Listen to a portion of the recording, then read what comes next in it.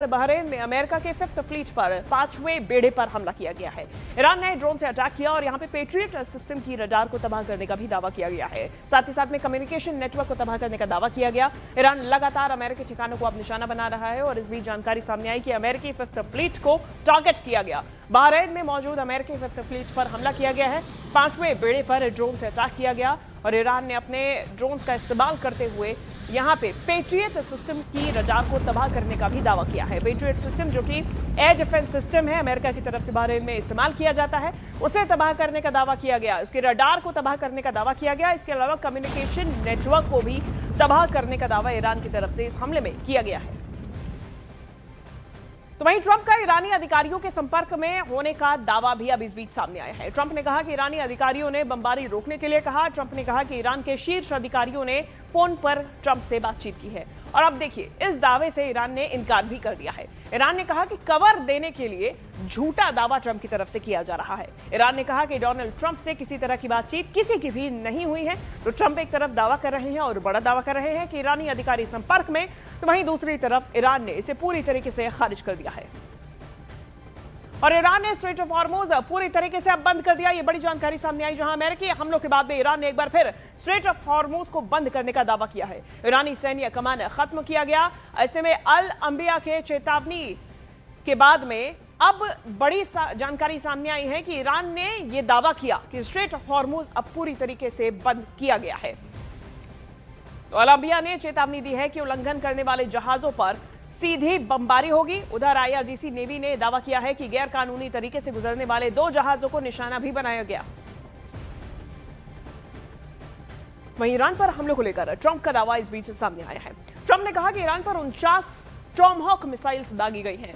Trump ने कहा कि अमेरिकी लड़ाकू विमान ईरान के आसमान में है और सबसे ज्यादा उल्लंघन युद्ध विराम में किया गया। समझौता नहीं हुआ तो और हमले किए जाएंगे। ट्रंप की तरफ से यह बड़ा दावा सामने आया है और सीधे तौर पे ईरान को चेताया गया है।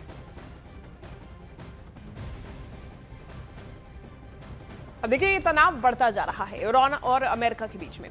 तो ईरान अमेरिका के बढ़ते तनाव के बीच में अमेरिकी B-52 स्ट्रेटेजिक बॉम्बर एक्शन में नजर आया है। खबरों के मुताबिक B-52 बॉम्बर ईरानी इलाकों की तरफ बढ़ता हुआ दिखाई दिया। हालांकि मिशन को लेकर कोई भी आधिकारिक जानकारी अब तक सामने नहीं आई है, लेकिन अमेरिका ईरान तनाव के बीच इस मूवमेंट को बेहद अहम माना जा रहा है।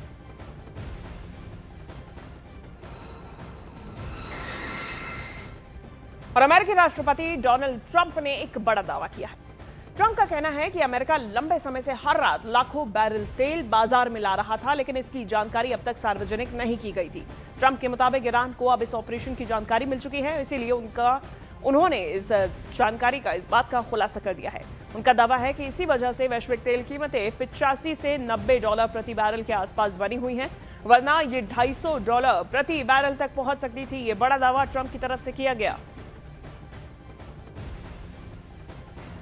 But we've been taking out millions of barrels of oil, millions of barrels. Every night we took out oil. But now I'm going to tell you because they just figured it out. So now that they figured it out, I can tell you. It was very hard for me. I wanted to say it so badly, but I didn't want to ruin it. But it was very hard. But millions of barrels of oil has come out. And that's why it's at $85, $90 a barrel instead of $250. और कल हुए हमले को लेकर Iran ने America पर water infrastructure को तबाह करने का आरोप लगाया है।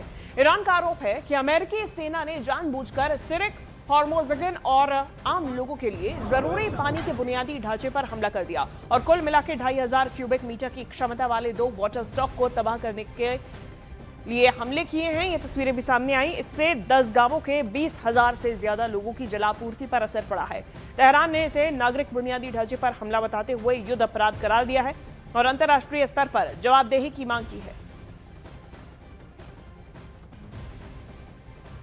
तो वहीं ईरान पर दबाव बढ़ाने के लिए अमेरिका ने अब उसके हथियार खरीद नेटवर्क पर बड़ी कार्रवाई की है। अमेरिकी वित्त मंत्रालय ने ऑपरेशन इकोनॉमिक फ्यूरी के तहत 11 लोगों और संस्थाओं पर प्रतिबंध लगाने की घोषणा की है।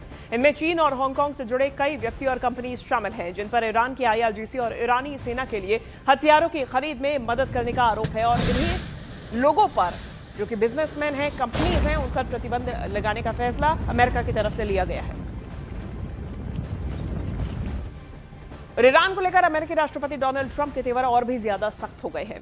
हमलों से पहले ट्रंप ने दावा किया था कि जरूरत पड़ी तो आज भी हमले करेंगे। साथ ही साथ में उन्होंने कहा था कि दोनों पक्ष समझौते के बेहद करीब थे, लेकिन ईरान लगातार टालमटोल करता रहा। So we'll see what happens, but we hit them hard yesterday, and we're going to hit them again hard today. In case you miss it, in case you don't turn on your television set, and we'll see what happens with the deal. We were really close to a deal, but they keep tapping us along. They keep playing us for suckers because you know what? They dealt with some very stupid presidents. I have to say that. I'm embarrassed to say it. Some very stupid people were sitting. और इस बीच जानकारी सामने आई कि America ने भारतीय crew वाले जहाज पर लगातार दूसरे दिन भी हमला किया है। अमेरिका ने जहाज पर हमले की बात मानी भी है। खबरों के मुताबिक ओमान की खाड़ी में एक और ऑयल टैंकर को कार्रवाई का निशाना बनाया गया। अमेरिका का दावा है कि पलाऊ के झंडे वाले एमटी सेटेबेलो नाम के जहाज ने जारी नाकेबंदी का उल्लंघन करते हुए ईरानी तेल ले जाने की कोशिश की। चेतावनी और निर्देशों का पालन न करने पर अमेरिकी विमान ने जहाज के इंजन रूम में सटीक हमला किया, जिससे टैंकर को बंद कर दिया गया। अमेरिकी सेना ने हमले का वीडियो भी जारी किया है। ऐसे में खाड़ी में बढ़ते तनाव के बीच भारतीय क्रू वाले 2 जहाजों पर अब तक हमले हो चुके हैं। 2 दिनों में अमेरिकी कार्रवाई की खबर सामने आई है। 8 जून को एमटी मैरीवैक्स पर हमला हुआ था, जिसके बाद ओमान की मदद से 24 भारतीयों को सुरक्षित निकाला गया था। तो वहीं कल यानी कि 9 जून को सेटेबेलो जहाज को भी निशाना बनाया गया, जिसके बाद 21 भारतीय लोगों को बचा लिया गया, लेकिन 3 लोग अब भी लापता बताए जा रहे हैं।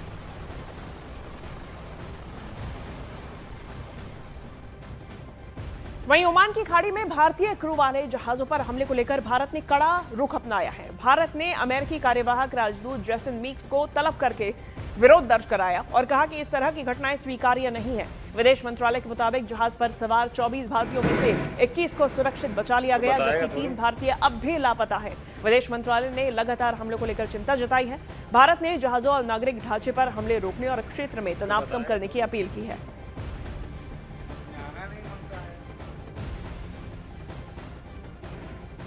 तो वहीं दूसरी तरफ बात करें अगर लेबनान की, तो दक्षिणी लेबनान में इजरायली सेना ने हिजबुल्लाह के खिलाफ बड़े अभियान का दावा किया है।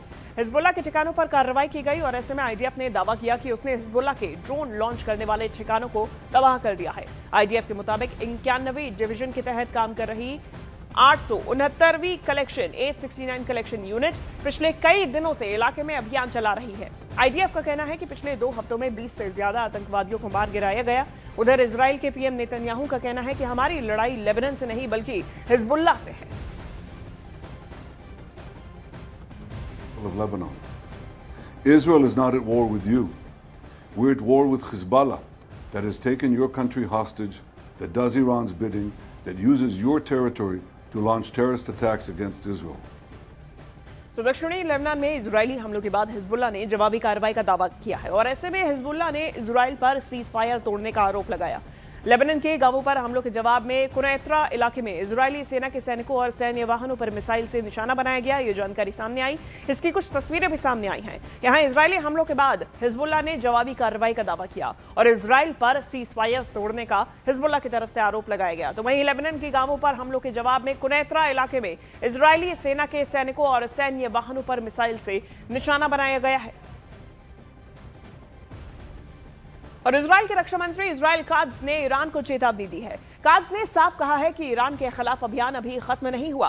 उन्होंने चेतावनी देते हुए कहा कि अगर ईरान ने दोबारा इजराइल पर अटैक किया तो उसे करारा जवाब दिया जाएगा। इजराइल के रक्षा मंत्री ने दावा किया कि कुछ दिन पहले ईरान को बड़ा झटका दिया गया था और इजरायली सेना किसी भी स्थिति में पूरी ताकत के साथ कार्रवाई करने के लिए तैयार है।